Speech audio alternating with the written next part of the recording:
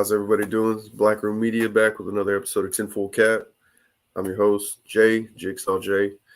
I'm going to go ahead and bring in my co-host here, ATM. I'm going to work on getting him pulled up here. And we're working on that. Just want to let y'all know we're going to have John the Historian back today. It's going to be John the Historian Part 2. What's going on, ATM? How you doing, man? How y'all doing? How y'all doing? It's ATM 214. Here for another great episode. Here to learn today. I'm here to learn. I'm be a student today. Oh, yeah, man. Less talking, more listening. Yeah, we got some good info. Oh, yeah, we got some good info today, man. They're gonna drop some knowledge on us. We're gonna get some old school stuff too. So, that'll be fun. We got a lot to talk about today. So, without further ado, I'm going to go ahead and get our guest in, the man of the hour, John the Historian. And John was here last episode. John had some great information for everybody. I think we all learned a lot last episode, and I think we're going to learn a little bit more today. How's it going, John? Hey, man, I'm doing great. How's everybody else doing? Well, same old stuff. You know how it is, man. Just trying to hide out and, stay out of trouble with YouTube and all them. It's a job, I can tell you. Many for y'all that have been taken off the air because they said the wrong word and got pulled. Yep. So Yeah, we'll try to. We messed up. Yeah, we'll try to those things to a minimum. But yeah, it's great to be back. I'm glad y'all invited me back. I really appreciate it. Oh, for sure. I'm glad you came back, John. It's I know this. Even though it's truthful information, it is upsetting to some people. So, it's just one of those things. I think the more we have these conversations, the more that, it'll become common knowledge and more common sense because we kind of lost our way in a sense. So I think this is good information to get out there. Yeah. But, Go ahead. wanted to kind of ask you, last week we were speaking about getting your name back from the government. I just kind of wanted to go back over that and see if you could kind of explain to people what that really means to get your name back.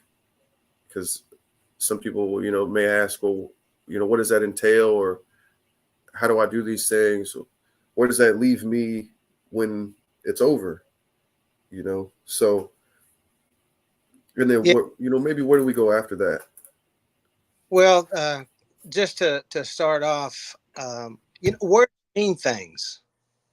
And in this particular system that we find ourselves in, it's extremely ancient. It goes back hundreds of thousands of years. For sure, that we know of, it goes back to ancient Rome. And before, we believe it goes back to the Black Venetians who implemented the system of the law of the sea.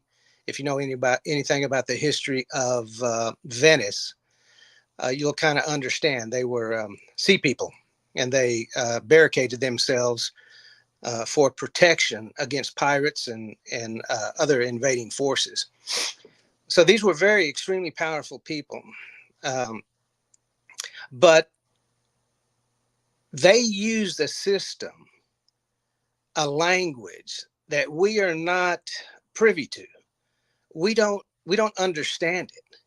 It is literally a foreign language. And as I said last week, it's a symbolic language that cannot be spoken in public.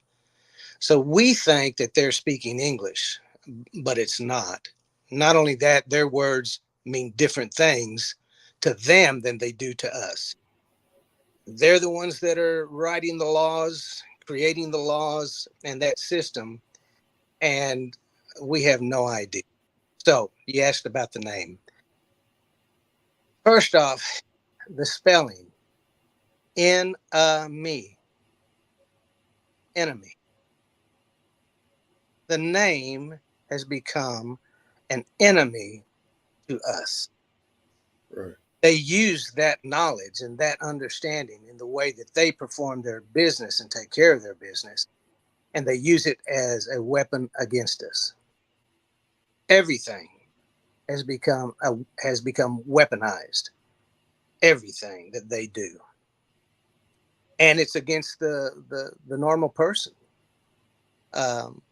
We the people, we have no clue the power that they use in the court system, that they use in the law system, they use in the contract system. We're just not educated in it.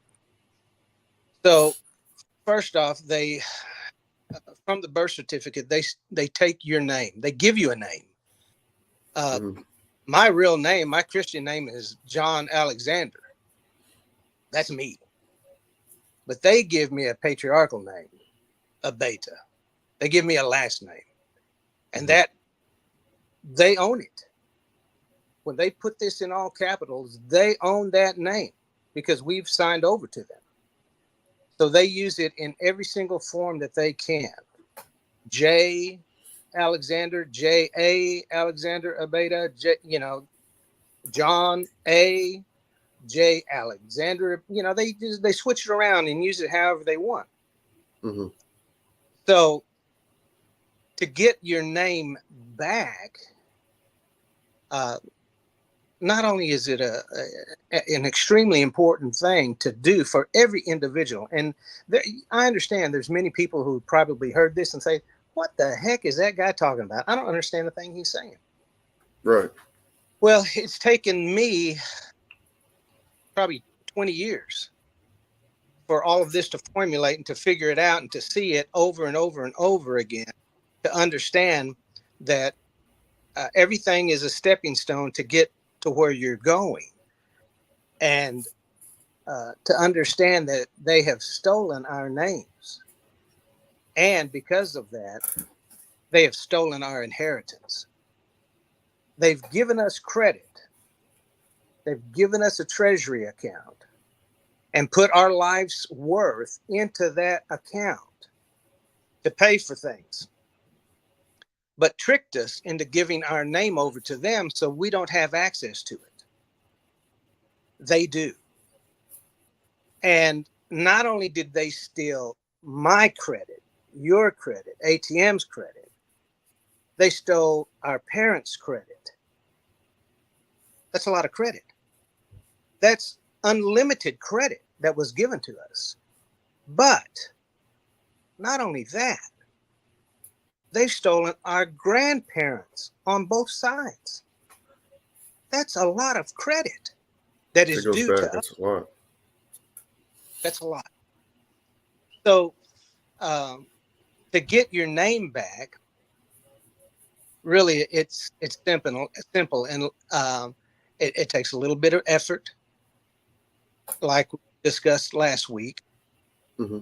But doing so, you remove yourself from the system known as Babylon the whore, Babylon the Great, and you return back to the jurisdiction that really the story of Adam and Eve, where they were in a garden being fed by the garden, and that's what we live in. That's how we are supposed to live. Everything that comes up out of this ground, the fruit of the tree and the herbs of the field. And look what they've done to the herb. They've taken the most healing herb that there is in cannabis and turned it in. And completely vilified it in a way. A lot of people don't know that just the word marijuana was used as propaganda.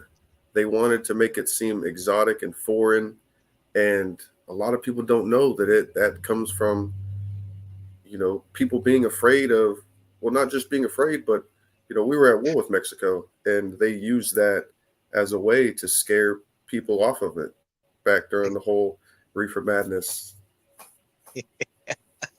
Yeah, I don't know if I mentioned it the last time, but in the anointing oil in the tabernacle of Israel, it is made with cannabisum. And there's studies. Wow. You can find these studies. Yeah. So I may have mentioned it, but there was I found this study done by one of the older universities. It was either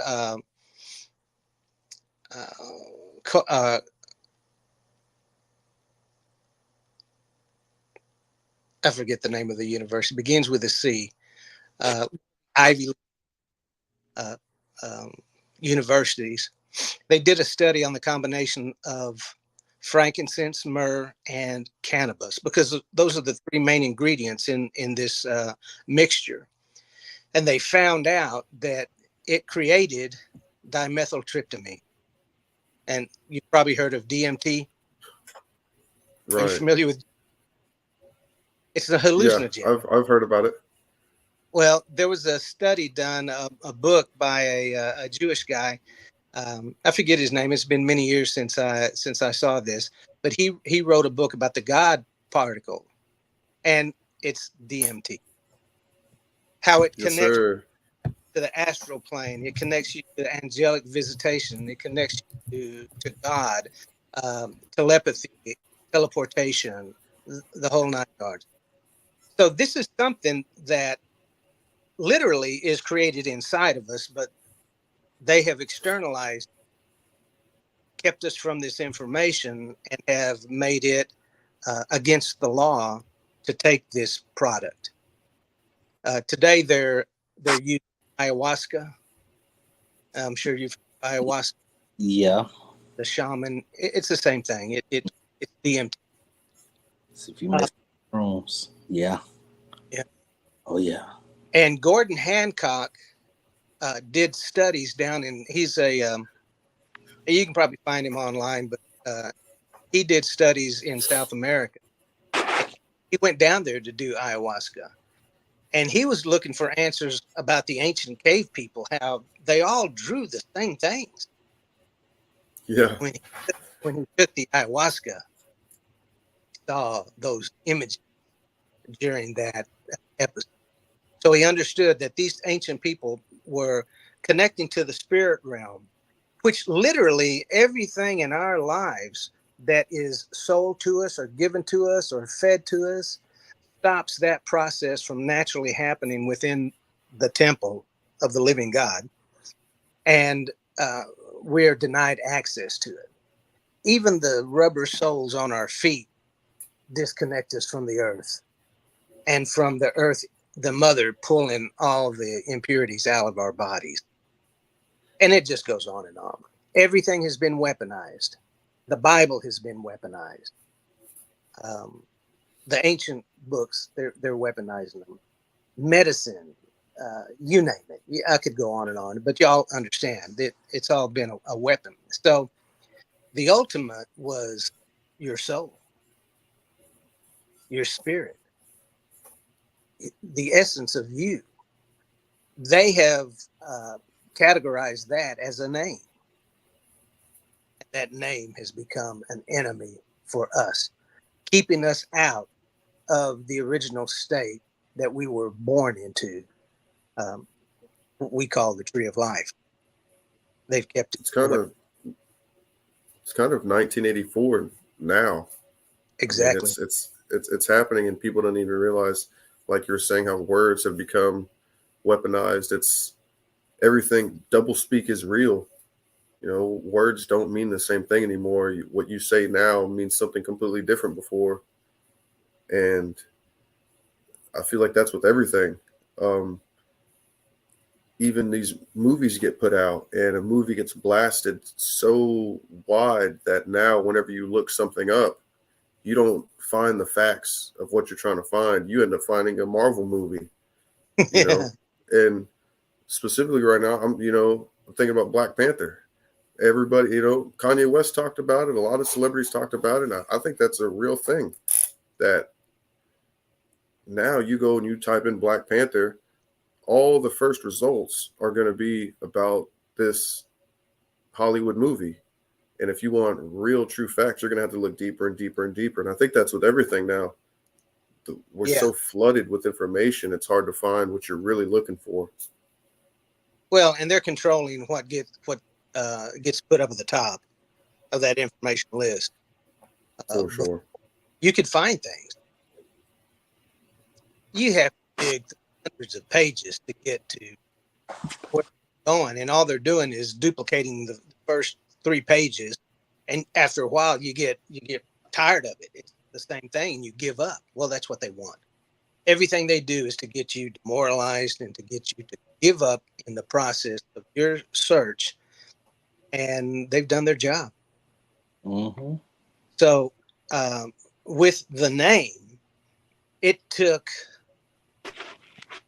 years to understand their process and to figure out what they were doing. Today, it's as simple as, again, paperwork. Yeah, just a little bit of paperwork. Yeah. And if you think about it, all the politicians that did all this crazy stuff, I mean, it's insane what they have gotten away with. And nobody goes to jail.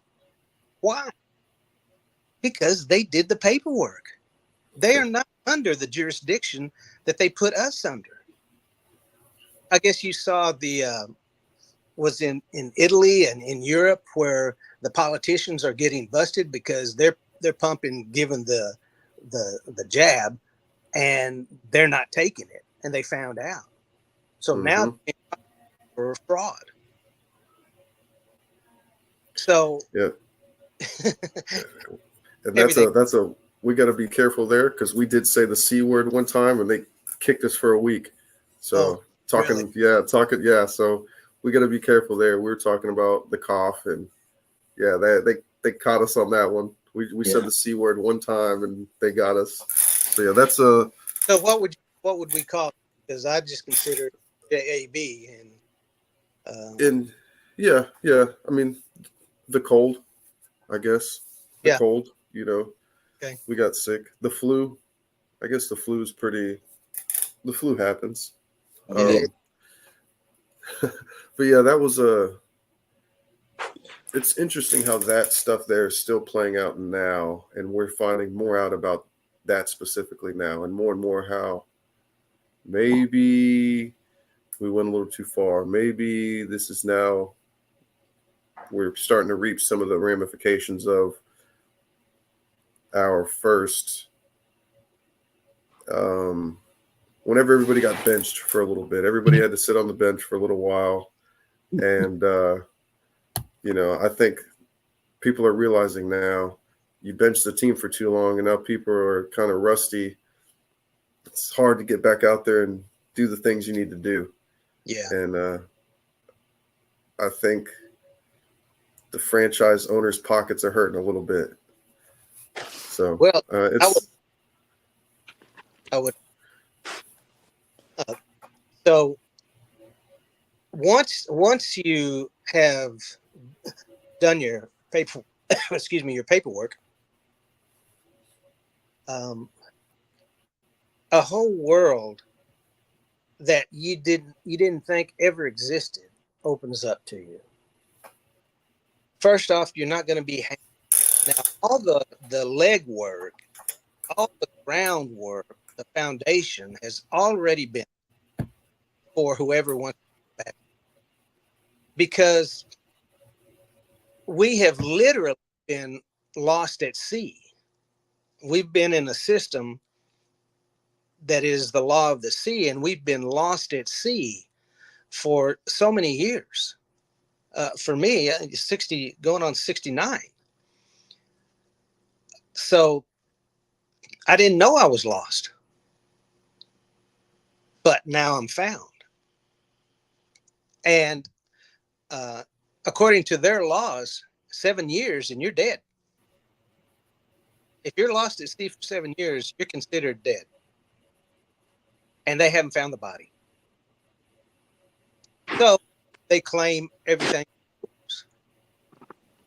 But like anything else, and you've seen the Count of Monte Cristo, the Count of Monte Cristo, where he's lost and he's been in jail, and then he shows up and he's found and he gets everything back.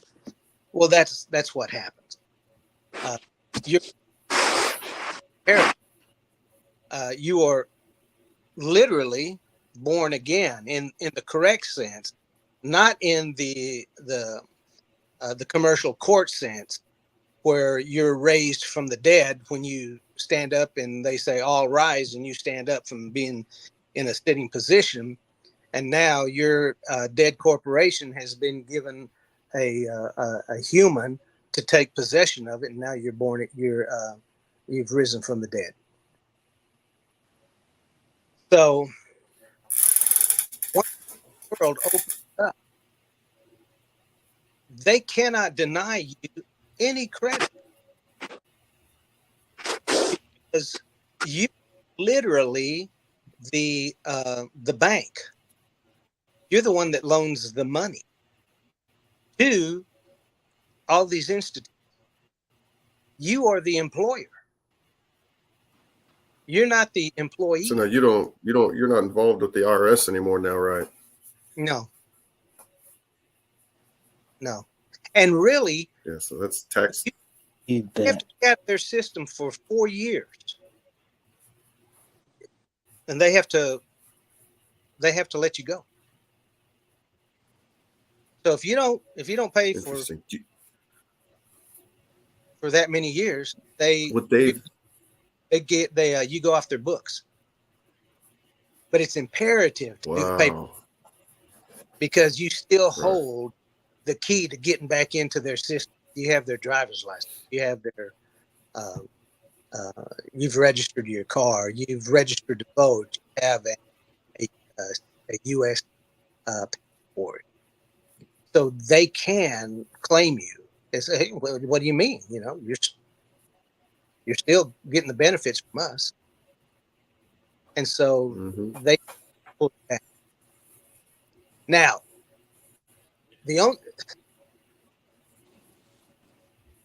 we have these two. We talked about the two foreign corporate self-governance corporations, right? Right. Oh, Trump looks good. At this point, even though he's 100% better than the other guy, the other group. On the outside, he looks like he's trying, but he's still working for that corporate structure. He's still the CEO of that British territorial governed and ruled and owned system. The municipal, which ports, that's all Vatican owned, and that's your that belongs to them. But these two corporations, even though they're vying for power here, the Vatican owns all corporations, and they have to. That's a crazy thing. It really is. Yeah, but that's how the system has been built. And there's a whole how that one folks the corporate system. And look, Right. I don't know if they created it, but they re-implemented it. It's probably there's nothing new under the sun. Whatever was will be, and whatever will be has already been. So that is true. I'm sorry.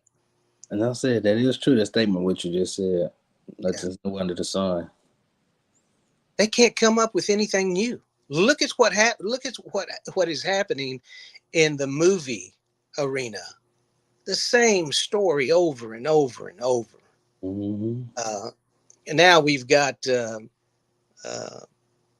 Willy Wonka again. How many times has that been made? How many times Spider-Man? Same story. They have no imagination. Every Disney movie. Yeah. Oh, and they're using the exact same imagery, just putting a different figure on it. They're just overlapping the old with a new cartoon. It's the same action throughout the movie. They repurposed the old. So what kind of program? It's been done, and I think with technology. People can see this now. You know, it's easy to go and into the Wayback Machine, and now you could see, you know, Little Mermaid go through history. You can see Mickey Mouse going through history and how it's changed, and all these different things. And I think people are realizing now, and I think that's why it's hurting them. You know, these Hollywood. I think that's why it's hurting Hollywood so much. People are tired of it. There's too much. There's just too much of everything. There's too much content. There's too much entertainment. There's too much. Everything is streaming. Everybody has their own original shows. I just think it's way too much for people to keep up with.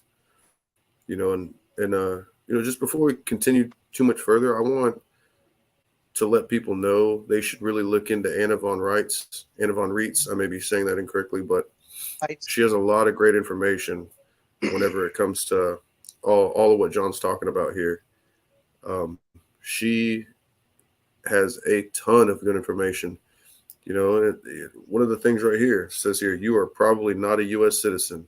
What does that mean for your taxes? Break free from the IRS. So it's just one of those things. They're teaching you how to become a free citizen again, basically. How to break free from these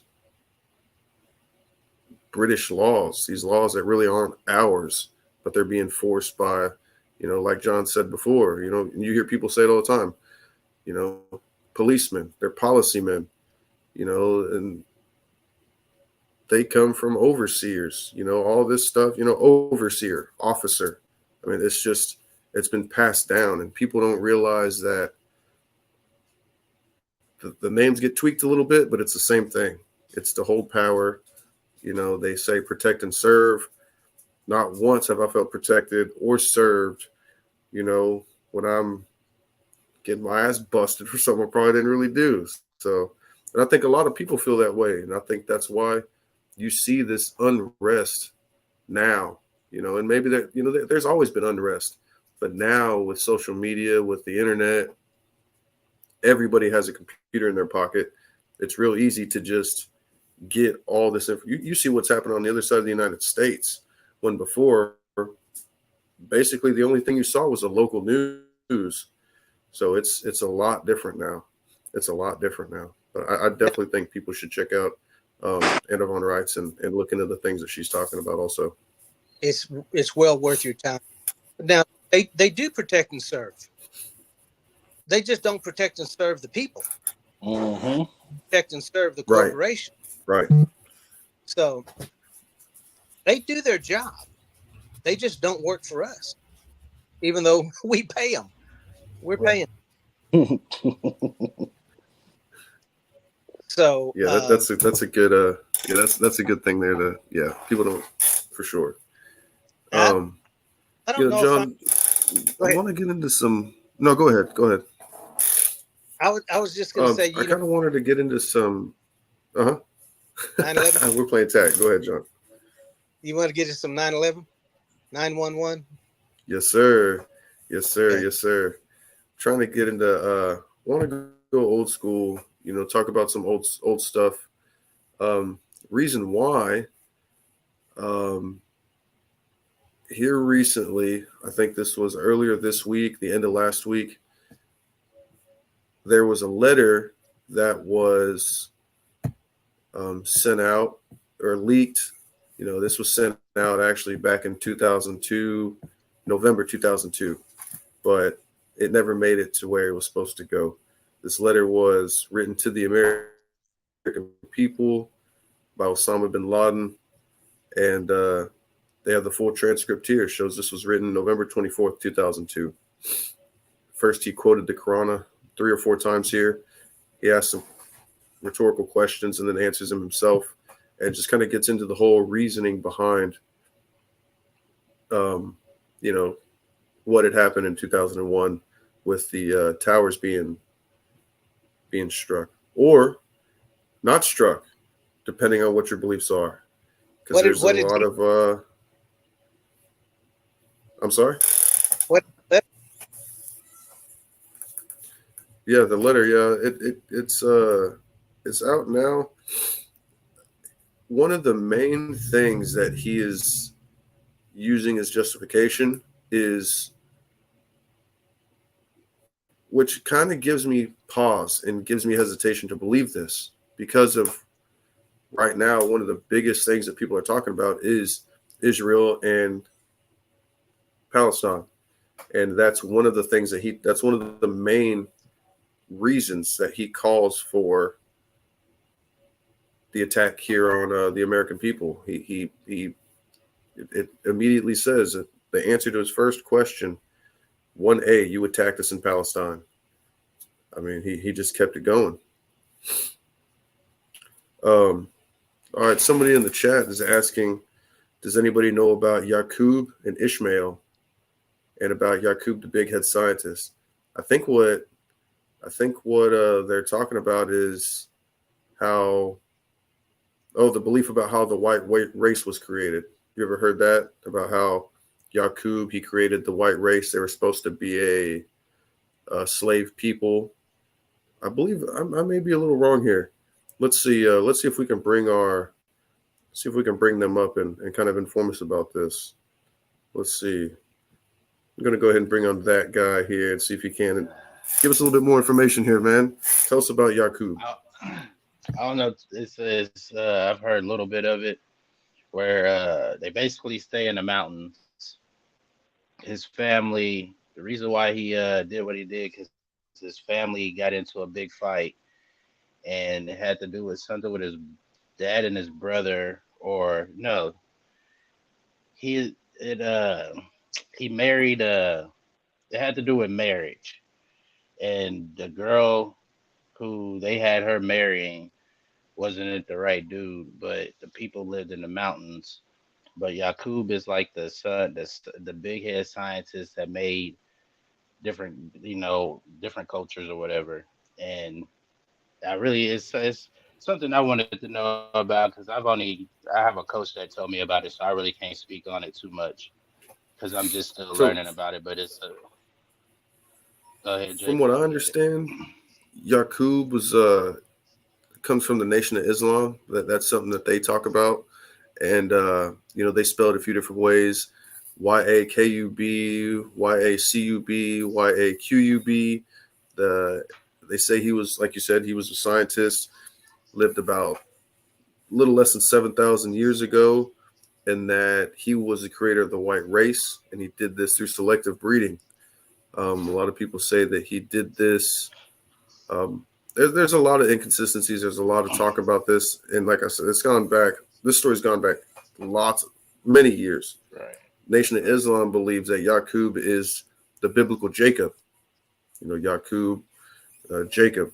It's funny because Yaqub is very close to the Spanish pronunciation of Jacob, which would be Jacobo. So it's Yaqub, Jacobo. It's all kind of it all kind of fits in there.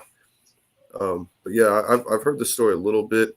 I don't know too much about it, but just one thing I'm seeing here. It says Yaqub died at the age of 150. His followers carried on his work. After 600 years, the white race was created through eugenics. And I don't know if anybody's heard about eugenics, but Epstein, that was a big thing there. And he was one of the big proponents of eugenics, along with Bill Gates and some of these other people. But it says here that that's how the white race was created. The brutal conditions of their creation determine the evil nature of their new race. So when you hear people say white devil and things like that, that's really where that comes from, because of the belief that Yaqub created these people in such a terrible way that in nature, they are evil because of how they were created, which if you think about that, it tracks with kind of what we believe today with nature versus nurture. Do you grow up to become a serial killer because of who your parents were, or is it because of how you were raised?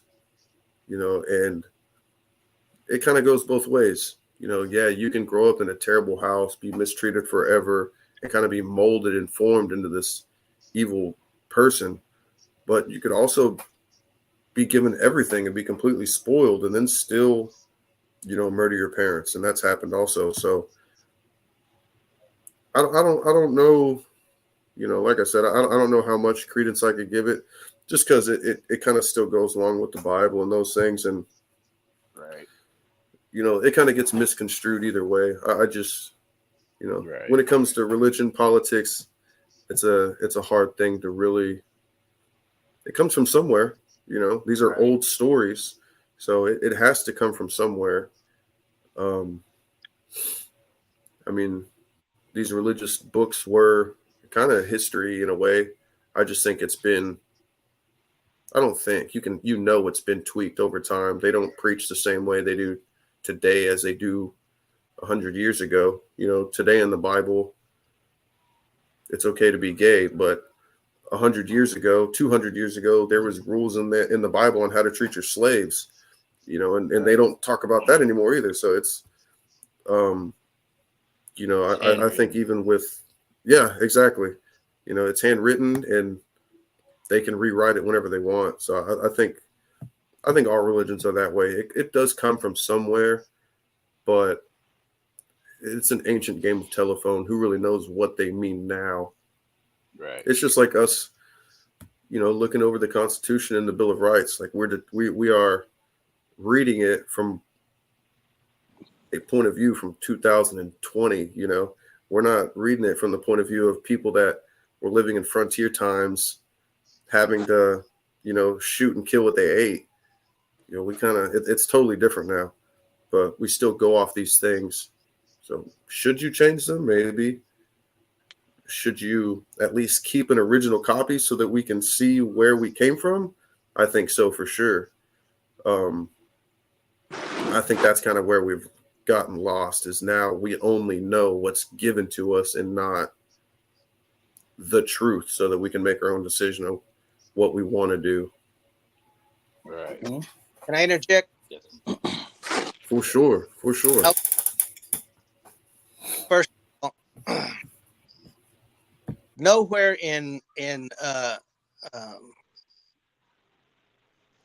the Christian Bible does it ever say that anything that was taught there was a history.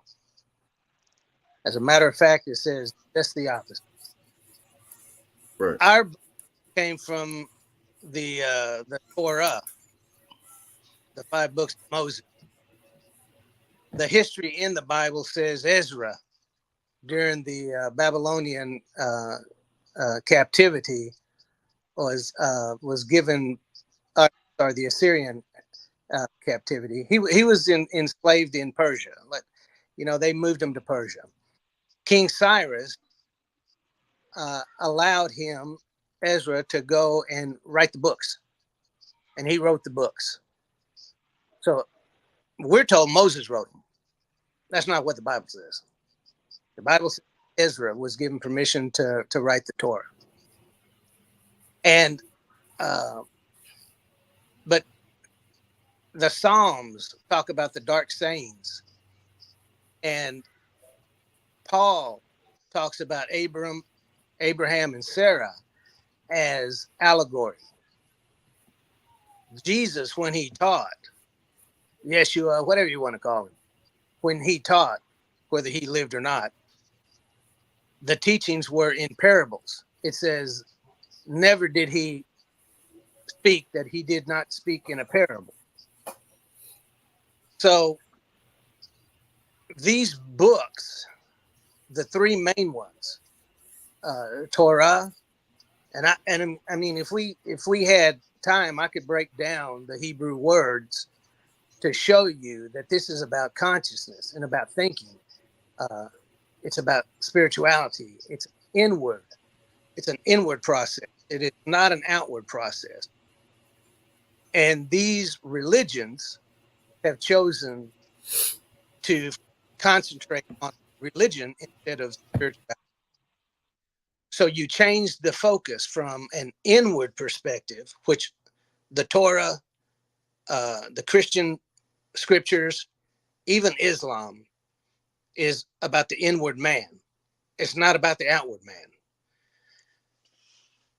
And they have externalized it and made it a religious practice and stopped the knowledge of the eternal activity that goes on within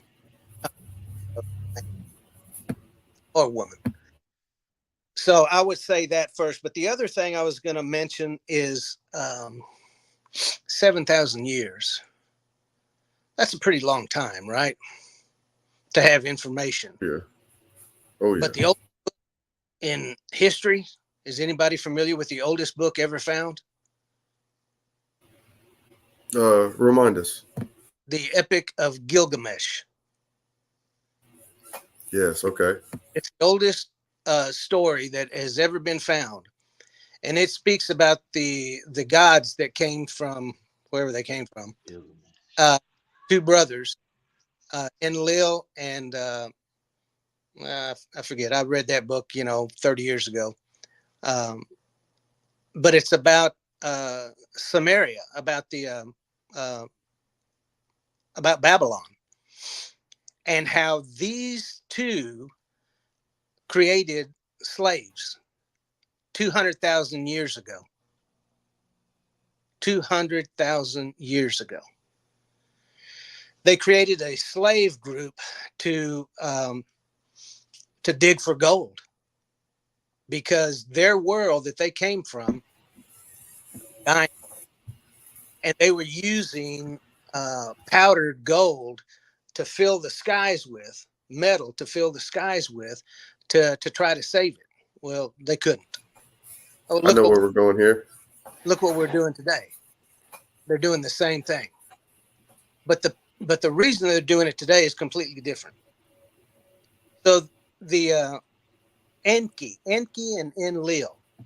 So one of the brothers was the leader, and the younger brother said, why are we've been here for 175,000 years. We're tired. Let's let these slaves interbreed and give birth, because they had them neutered. So the younger brother went behind the older brother's back and gave man the ability to procreate. Now we're talking about genetics. We're talking about science. So that caused a big problem with the older brother. And from that point on, humanity has been able to reproduce. Now, I don't know about this Yaqub or Ishmael, but it sounds like, Ishmael and Jacob,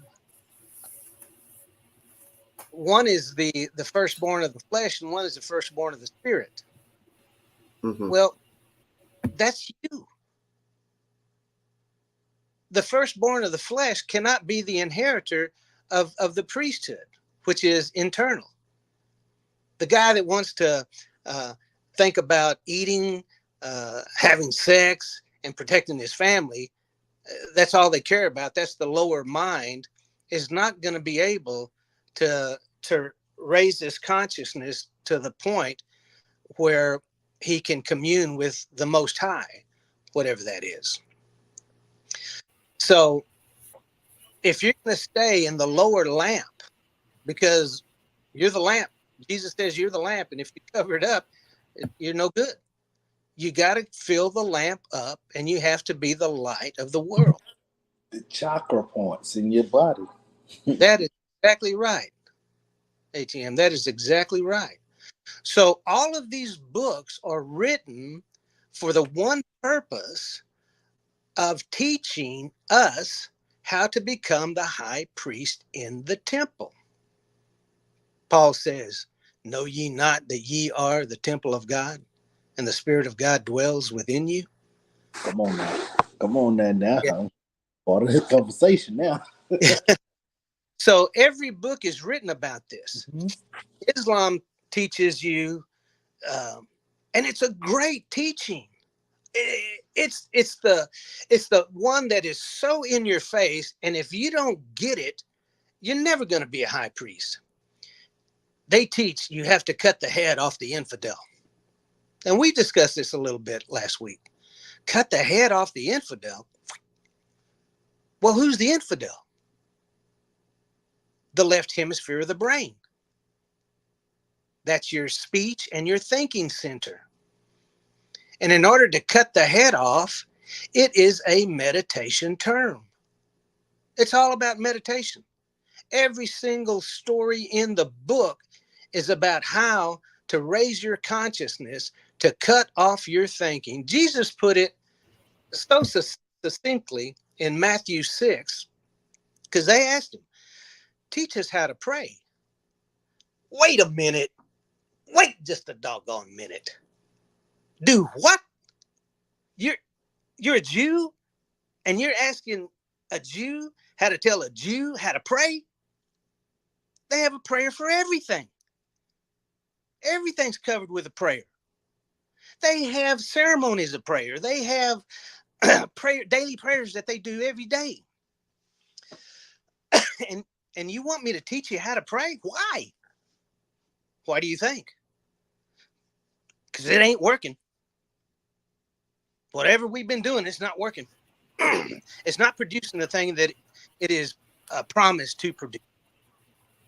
What is that promise? Do you think that's why the government has limited these different drugs that people used throughout ancient times to, connect to what they may have called the spirit world or the other side, or, another reality or dimension or whatever you want to call it? But do you think that's why the government's kind of limited us access to these things so that we can't get to that higher level at times?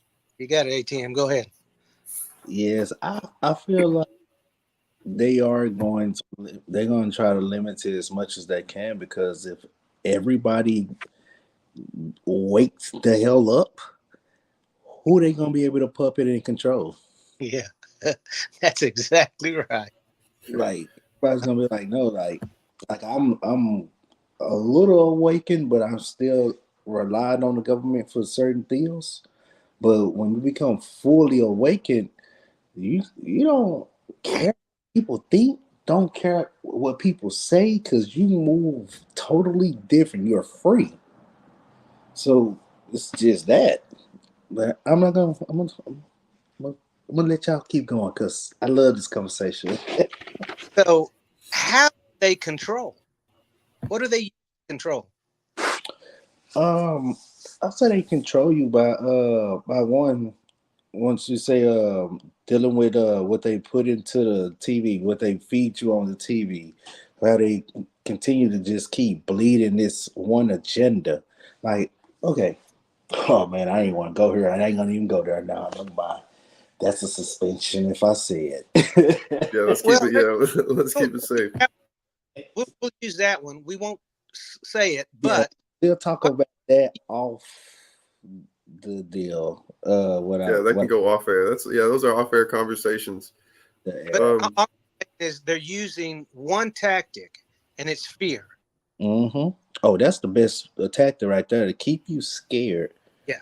Because if you're scared to actually start believing that you can actually do some of this stuff that they say that you can't do, that you are not allowed to do, once when you realize that you can actually do that shit and there's no consequences. I will tell you the truth. I ain't scared. I got Jesus. Mm-hmm. Now, Jesus is not what they teach you Jesus is. And I don't know, maybe we talked about it the last time, but the word Yeshua means to save, salvation. The word Moshiach or Christ means oil. Saving oil? What is that? I mean, his last name wasn't Christ. You know that, right? But everybody thinks his first name was Jesus and his last name was Christ. No, it's a title. And the title is one who has achieved the highest consciousness that you can achieve in this chariot. And there is every 29 and a half days, when your moon goes into your sun sign, your body produces a teeny tiny drop of oil. It goes through your kidneys, and the kidneys produce this oil. It goes through and filters from heaven down to earth, down from heaven to hell. And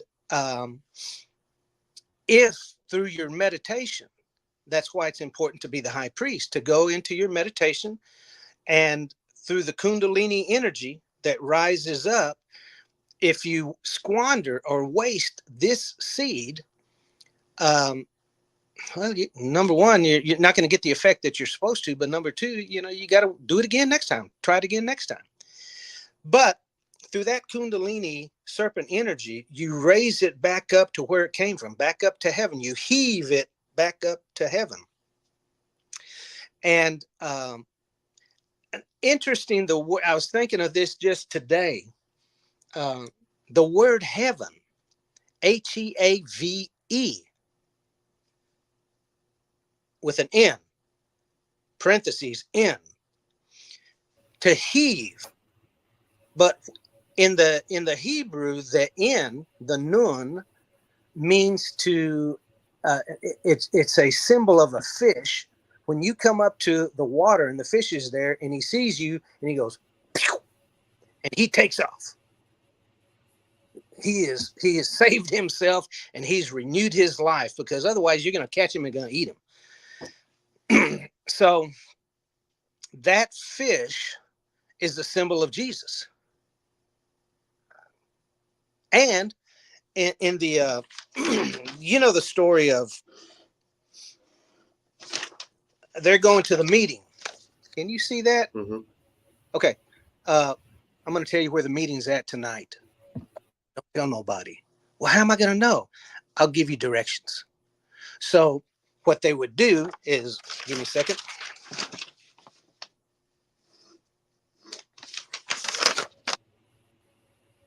Going that way. Right? I see. Only they knew, and they would look for that. Now look, they're looking for this shape that we know as the Vesica Pissa. Are you familiar with sacred geometry? Not too much. I know a little bit about the pyramids, but not too much. Sacred geometry is all about energy and how energy works in the body and what this whole thing that we live in is made of. So I'll give you everything in the Bible is written about sacred geometry. It's everywhere. So you're going to take a cell, and I'm going to put a cell. Can you see the cell right here? Yes, sir. Okay. And it's going to expand to make another one, and then it's going to contract, because everything in this world is expansion and contraction. Love making, planting a seed, everything is expansion. And so my circular skills are not real great, but now you've got two cells. This one over here has expanded this way, and now it's contracted here. Now, according to science, this area right in here is the only place where light is created, and it's created on the contraction. Well, in contraction, that's what happens with women when they're given birth, right? Right. Okay. And what does that look like? The vagina. Oh, so that's right. Okay. Now, think about it. With contraction, light is in here. This is the symbol of Jesus right here. Okay. And it's filled with light. Okay. So this ratio of that Vesica Pissa is, can you see that? Can you see 157? Mm-hmm. Okay. 157. Jesus, the feminine. 157, the fish.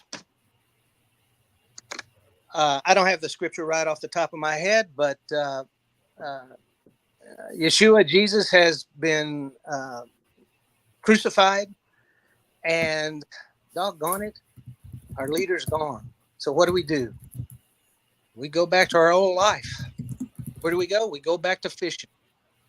So John and the disciples, Peter, they're all out in this boat on the Sea of Galilee, and they're fishing.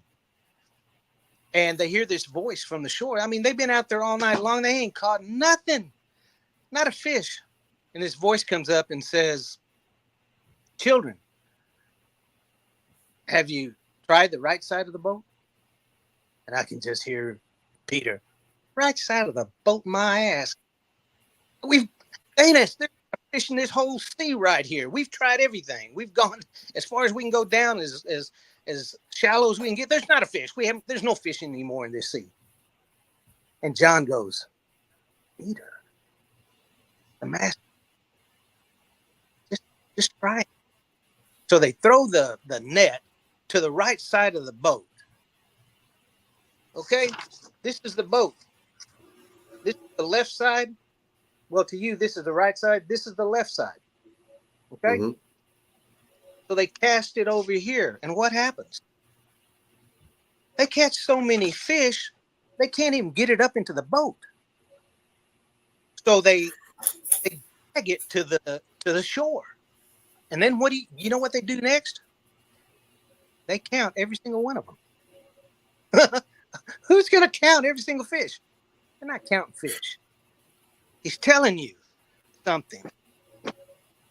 They pull them up and there's 157. Wait a minute. That's the only place that light exists.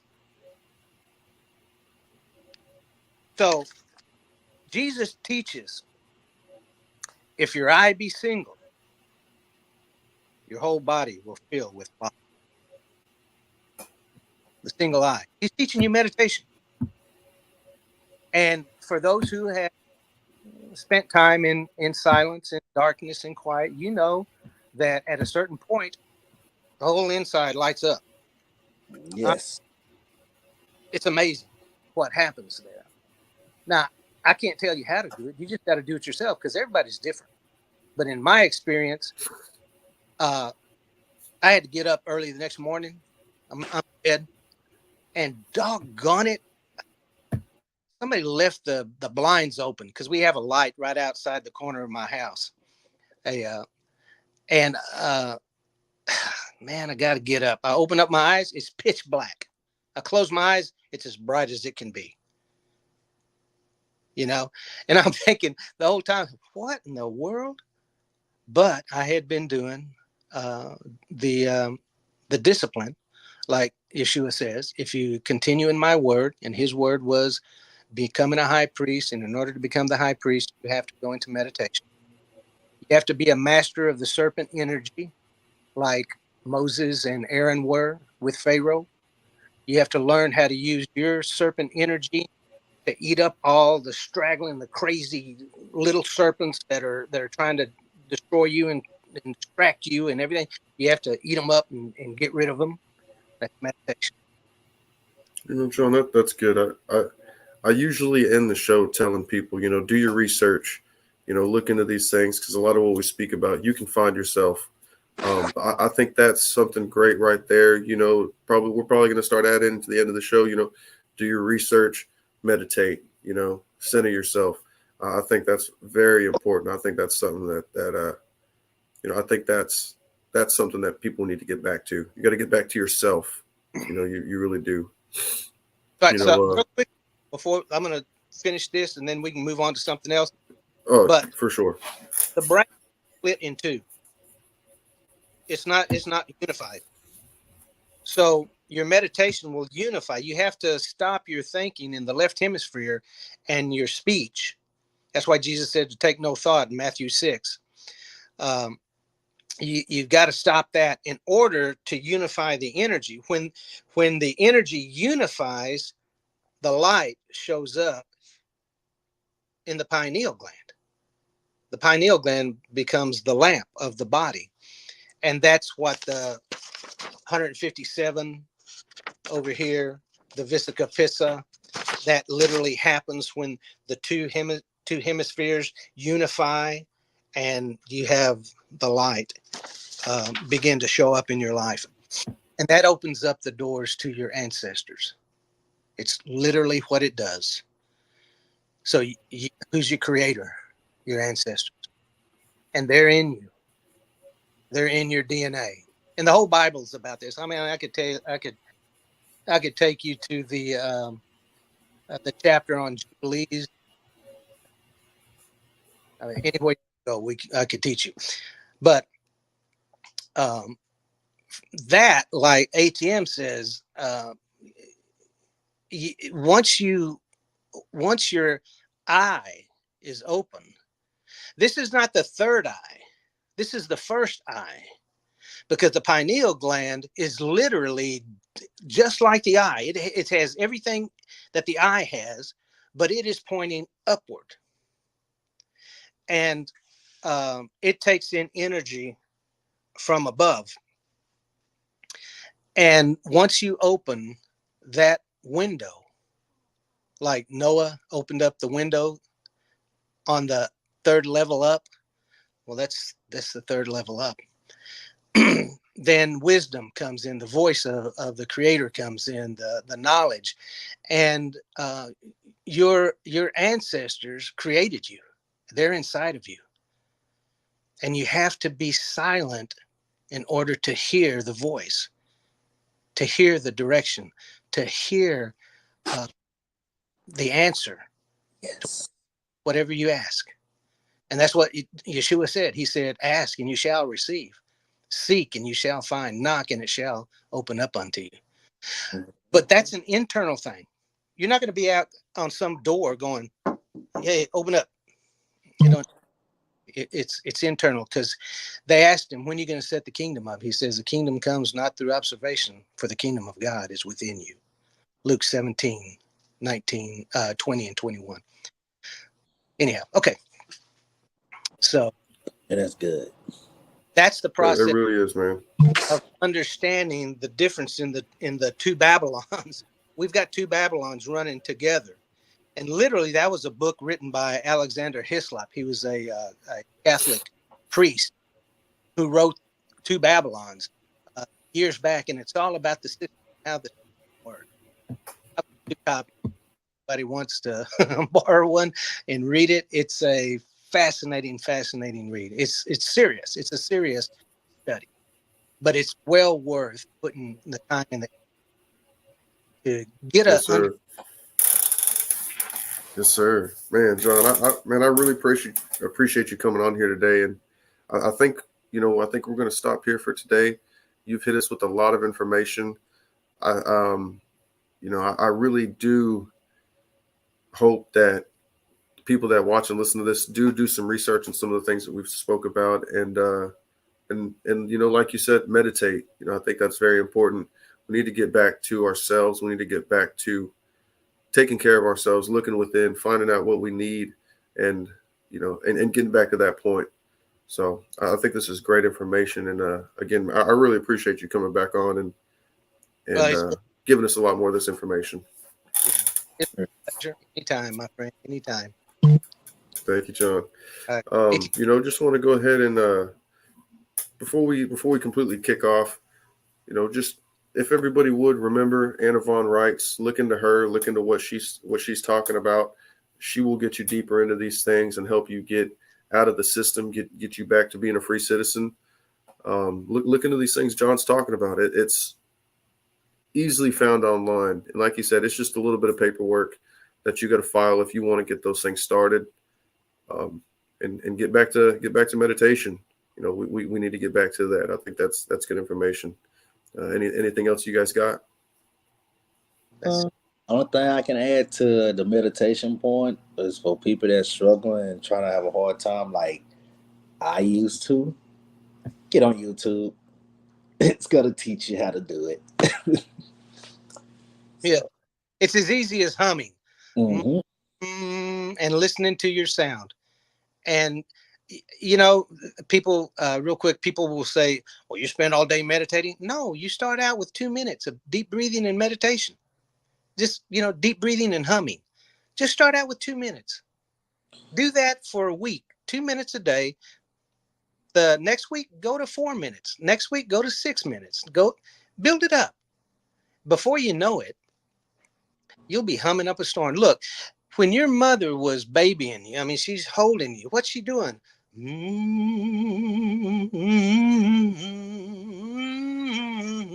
She's humming a tune. She's tuning you to the priesthood. That's the divine feminine that is leading the way. That's your right hemisphere of your brain. She's leading you the way through the humming. And the male has to have intercourse with the female. The left hemisphere is male. It has to intercourse with the female. You do it through humming. And it's, what it does to your body. There's so much research done on what meditation does physiologically to you. It's fantastic. And it's not really, it's physiological. That I'll say it was great. All right. Thanks again, John. Well, we'll see everybody again here on the next episode. Hopefully we can have you back here again soon. I know ATM's got a heart out right now. He's got some things to take care of. ATM, I appreciate you, man. It's been a good one, John. Thank you again. Everybody come back and see us again here. Tinfoil Cap, another Black Room Media show. Thank y'all. Bye.